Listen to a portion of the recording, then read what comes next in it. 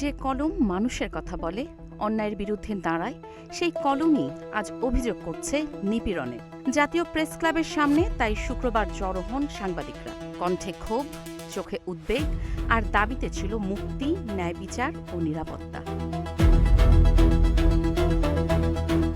কারাবন্দী সাংবাদিকদের মুক্তি এবং মিথ্যা ও হয়রানিমূলক মামলা প্রত্যাহারের দাবিতে মানববন্ধন করেছে নিপীড়ন বিরোধী সাংবাদিক ফ্রন্ট। বক্তারা অভিযোগ করেন, ইউনূস সরকারের আমলে দেশের ইতিহাসে নজিরবিহীনভাবে সাংবাদিকদের বিরুদ্ধে মামলা, গ্রেপ্তার ও চাকরিচ্যুত করার ঘটনা ঘটেছে।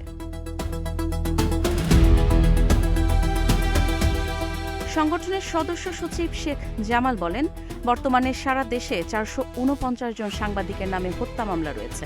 এছাড়া বিভিন্ন গণমাধ্যম থেকে ১২০০-এর বেশি সাংবাদিক ও সংবাদদাতাকে চাকরিচ্যুত করা হয়েছে।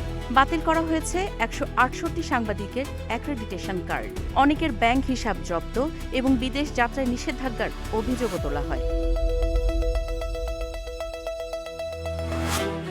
মানববন্ধনে বক্তারা আরও বলেন, জাতীয় প্রেস ক্লাব সহ বিভিন্ন প্রেস ক্লাবের শত শত সদস্যের সদস্য পদ স্থগিত বা বাতিল করা হয়েছে। এই অবস্থাকে তারা গণমাধ্যমের স্বাধীনতার জন্য বড় হুমকি বলে উল্লেখ করেন।